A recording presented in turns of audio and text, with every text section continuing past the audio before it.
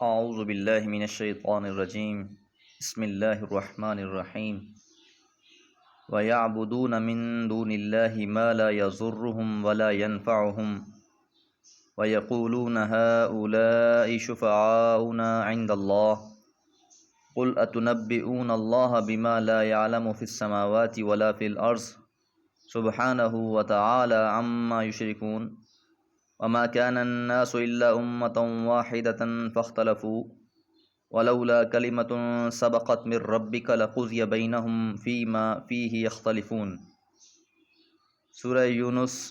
آیات 18 اور 19۔ وَيَعْبُدُونَ اور وہ عبادت کرتے ہیں، من دون اللہ اللہ کے سوا، ما لا یضرہم جو نہیں نقصان پہنچاتے انہیں، ولا ینفعہم اور نہ انہیں کوئی نفع دیتے ہیں، ویقولون اور وہ کہتے ہیں، ہؤلاء یہ سارے، شفعاؤنا ہمارے سفارش کرنے والے ہیں، شفاعت کرنے والے ہیں، عند اللہ اللہ کے نزدیک۔ اس خاص چیز کا حوالہ بھی ہے کہ جس کے سبب مشرکین مکہ قرآن سے چڑھتے اور اس میں ترمیم کا مطالبہ کرتے تھے، اور اللہ تعالیٰ پر جھوٹ گھڑنے کی ایک مثال بھی ہے کہ اللہ تعالیٰ پر جھوٹ گھڑنے والے یہ لوگ خود ہی ہیں کہ انہوں نے ایسے ہی ہستیاں اور مورتیاں اور مجسمے بنا رکھے ہیں جن کی عبادت کر کے یہ لوگ قرب الہی کو حاصل کرنا چاہتے ہیں، اس لیے یہ ایسی چیزوں کی بندگی کرتے ہیں جو ان کو ضرر پہنچا سکتی ہیں نہ نفع۔ کہ حقیقت یہ ہے کہ جن کے یہ عبادت کر رہے ہیں نہ یہ کسی نقصان کے مالک ہیں، کیونکہ انسان یا تو بعض اوقات نقصان سے بچنے کے لیے عبادت کرتا ہے یا بعض اوقات کسی فائدے کے حصول کے لیے عبادت کرتا ہے۔ اصل نقصان سے بچنا تو یہ ہے کہ انسان جہنم سے بچ جائے، اور اصل فائدہ تو یہ ہے کہ انسان جنت کا مالک بن جائے۔ لیکن یہ لوگ دنیاوی مقاصد کے لیے بھی ایسا ہی کرتے ہیں کہ جب انہیں آل اولاد اور رزق و مال جو کچھ بھی ملتا ہے یہ سمجھتے ہیں، گمان رکھتے ہیں کہ یہ انہی کی سفارش سے ملتا ہے، اور ساتھ ساتھ یہ بھی گمان کیے بیٹھے ہیں کہ یہ ان کو آخرت میں بخشوانے والے بھی ہیں۔ تو یہاں یہ بات یاد رکھنے کی ہے کہ اہل عرب اپنے معبودوں کو نہ تو خدا کی ذات میں شریک مانتے تھے، نہ کسی کو خالق اور مالک کا درجہ دیتے تھے، بلکہ صرف ان کو اللہ کے چہتوں کا درجہ دیتے تھے اور ان کی سفارش کی امید پر ان کی پرستش کیا کرتے تھے۔ جس طرح ایک اور جگہ پر اللہ نے فرمایا کہ یہ اس لیے ان کی عبادت کرتے ہیں کہ یہ سمجھتے ہیں کہ یہ ان کو اللہ سے قریب کرنے والے ہیں، لِيُقَرِّبُونَ إِلَى اللَّهِ زُلْفَىٰ، حالانکہ اللہ تعالیٰ نے ان سے نہیں کہا کہ تم اللہ کو چھوڑ کر ان کی عبادت کرنا شروع کر دو، ان سے مانگنا شروع کر دو اور ان سے آس اور امید لگانا شروع کر دو۔ آگے اللہ فرماتے ہیں، قُلْ أَتُنَبِّئُونَ اللَّهَ کیا تم خبر دے رہے ہو اللہ تعالیٰ کو، بِمَا لَا يَعْلَمُ جو وہ نہیں جانتا، فی السماواتی آسمانوں میں، ولا فی الارض اور نہ زمین میں۔ اللہ کو وہ باتیں بتانا چاہتے ہو جو کہ اللہ کے علم میں بھی نہیں ہیں، حالانکہ ایسی تو کوئی بھی چیز نہیں ہے آسمان و زمین میں جو اللہ کے علم میں نہ ہو۔ تو یہ چند نام ہیں جو ان لوگوں نے رکھ رکھے ہیں، اور ان کی عبادت اور پرستش میں یہ اللہ سے دور ہوتے جا رہے ہیں۔ اس لیے فرمایا سبحانہ، پاک ہے وہ اللہ تعالیٰ، وتعالی اور بلند ہے، اما ان سے، یشرکون جسے وہ شریک کر رہے ہیں۔ تو جنہیں بھی اللہ کا شریک سمجھا جا رہا ہے ان سب سے اللہ تعالیٰ بری ہے، اللہ تعالیٰ ان سب سے پاک ہے۔ تو یہ جو بات ارشاد فرمائی، قُلْ أَتُنَبِّئُونَ اللَّهَ بِمَا لَا يَعْلَمُ فِي السَّمَاوَاتِ وَلَا فِي الْأَرْضِ، یہ نفی الشیء بنفی لازمہ ہی کے اسلوب پر اس فرضی سفارشیوں کی تردید ہے، یعنی ان کے ہاں ان فرضی سفارشیوں کا آسمان اور زمین میں کوئی وجود ہوتا تو سب سے زیادہ ان سے باخبر تو اللہ تعالیٰ خود ہوتے، جس کے وہ مقرب اور چہیتے ٹھہرائے جاتے ہیں، لیکن اللہ کو تو ان کا پتہ ہی نہیں، بس یہی لوگ اس کا سراغ بھی دے رہے ہیں اور یہی ان کو آسمان پر بھی چڑھا رہے ہیں۔ اسی طرح اللہ تعالیٰ نے سورہ رعد میں فرمایا، وَجَعَلُوا لِلَّهِ شُرَكَاءَ قُلْ سَمُّوهُمْ أَمْ تُنَبِّئُونَهُ بِمَا لَا يَعْلَمُ فِي الْأَرْضِ أَمْ بِظَاهِرٍ مِّنَ الْقَوْلِ، اور انہوں نے اللہ کے شریک ٹھہرائے ہیں۔ ان سے کہو کہ ذرا ان کے نام تو لو، کیا تم اس کو ایسی چیز کا پتہ دے رہے ہو جس کے زمین میں وجود کا اس کو خود علم نہیں، یا یہ ساری باتیں تم اپنی طرف سے بنائے جا رہے ہو جن کی کوئی حقیقت ہے ہی نہیں۔ وما كان الناس، اور نہیں تھے لوگ، الا امۃ واحدہ، مگر ایک جماعت،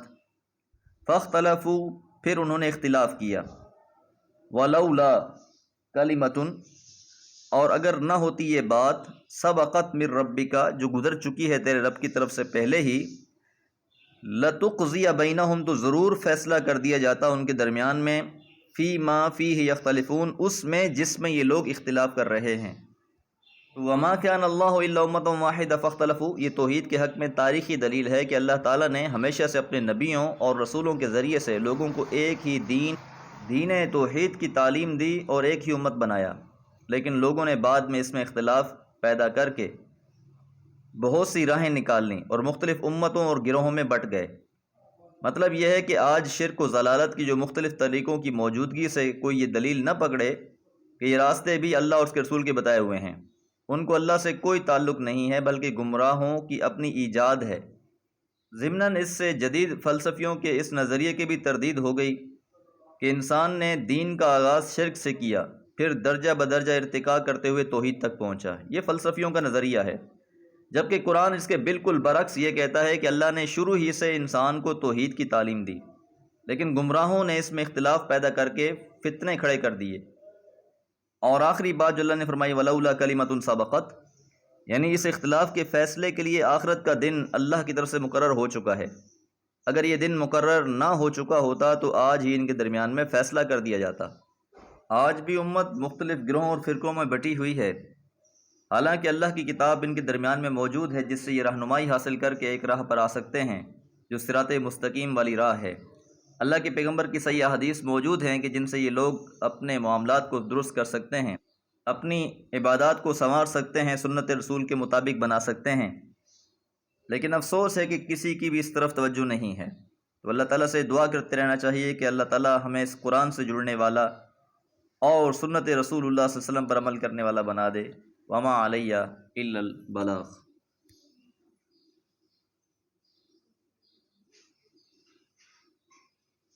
اعوذ باللہ من الشیطان الرجیم،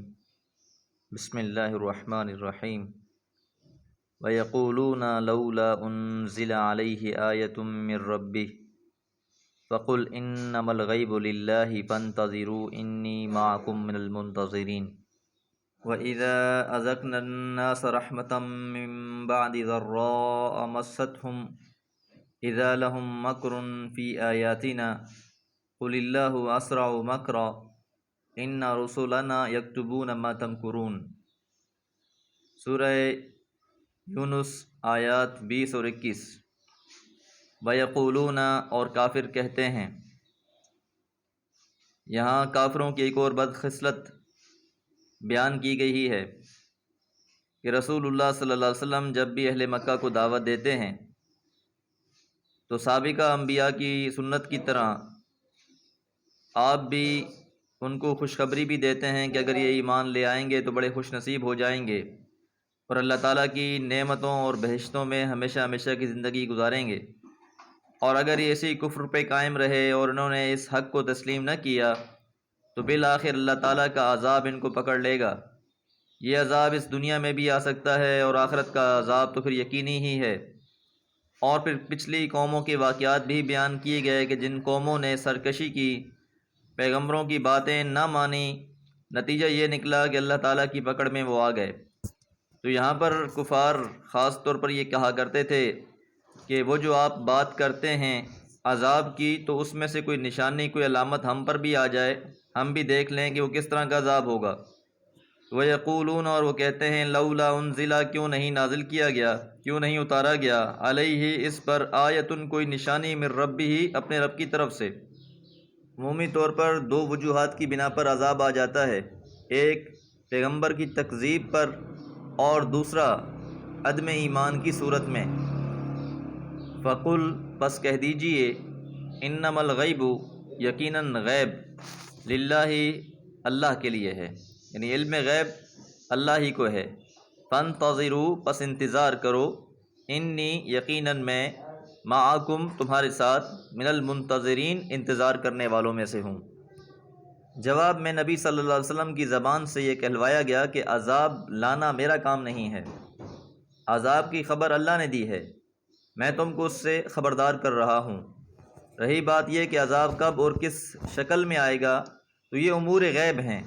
ان کا علم صرف اللہ ہی کو ہے۔ اور فانتظروا انی معکم من المنتظرین، کہ اگر تم اس کے مطالبے کے طلبگار ہو تو انتظار کرو، میں بھی اللہ کی دی ہوئی خبر کی بنا پر اس کا منتظر ہوں۔ انتظار میں ہوں سے یہ مقصد نہیں ہے کہ آپ صلی اللہ علیہ وسلم اپنی قوم کو مبتلا عذاب الہی دیکھنے کا ارمان رکھتے ہیں،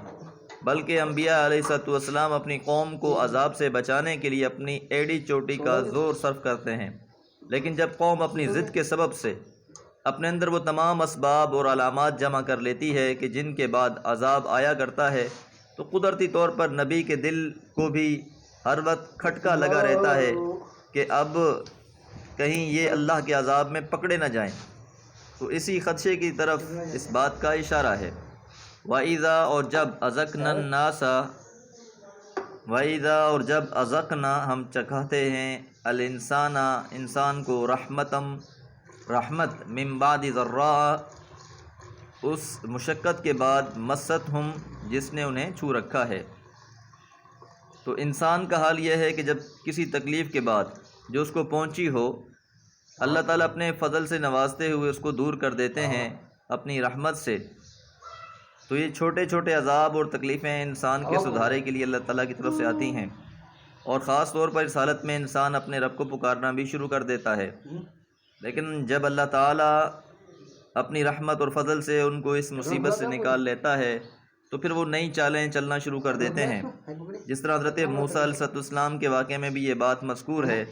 کہ جب بھی فرعون اور آل فرعون پر کوئی عذاب آتا تھا تو وہ موسیٰ علیہ السلام سے یہی مطالبہ کرتے تھے کہ اللہ تعالیٰ سے دعا کریں کہ یہ مصیبت اور تکلیف ہم سے دور ہو جائے، ہم ایمان لے آئیں گے۔ لیکن جیسے ہی اللہ تعالیٰ کی طرف سے اسے ہٹا دیا جاتا تھا تو پھر وہ اس کا انکار کر بیٹھتے تھے۔ اس لیے فرمایا اذا لہم مکر فی آیاتنا، تو پھر وہ چالیں چلنے لگتے ہیں ہماری نشانیوں کے بارے میں، اس میں مختلف قسم کی تعویلات کرنا شروع کر دیتے ہیں۔ قل اللہ، تو کہہ دیجئے اللہ تعالیٰ اسرع مکرن بہت تیز ہے تدبیر کرنے میں، ان رسولنا یقیناً ہمارے رسول، اور یہاں رسول سے مراد فرشتے ہیں، یکتبون لکھ رہے ہیں ما تمکرون جو تم چالیں چل رہے ہو۔ لفظ مکر کا معنی خفیہ تدبیر اور چال بازی کے ہیں۔ تو اللہ تعالیٰ کی ان نشانیوں کے بارے میں جو انہوں نے چال چلی وہ اللہ تعالیٰ نے ایک اور جگہ پہ ارشاد فرمائی لَإِنْ أَنْجَيْتَنَا مِنْ هَذِهِ لَنَكُونَنَّ مِنَ الشَّاكِرِينَ، کہ یا اللہ اگر تو نے ہمیں اس سے نکال لیا تو ہم یقیناً تیرے شکر گزار بندے بن جائیں گے۔ فَلَمَّا أَنْجَاهُمْ، اور جب اللہ تعالیٰ نے ان کو نجات دے دی، اِذَا هُمْ يَبْغُونَ فِي الْأَرْضِ، تو وہ پھر زمین میں فساد کرنے لگے۔ تو اللہ تعالیٰ ان کے سارے حالات سے بخوبی واقف ہیں، اس لیے فرمایا قل اللہ اسرع مکرن، تو اللہ تعالیٰ کی پھر تدبیریں بہت تیز ہیں۔ بالآخر انسان اس تدبیر کے نتیجے میں ایسی پکڑ میں آ جاتا ہے کہ پھر جس کے بعد کوئی چھٹکارا نہیں ہے۔ اللہ تعالیٰ سے دعا ہے اللہ تعالیٰ اسلام کی زندگی اور ایمان کی موت عطا فرمائے۔ وما علیہ الا البلاغ۔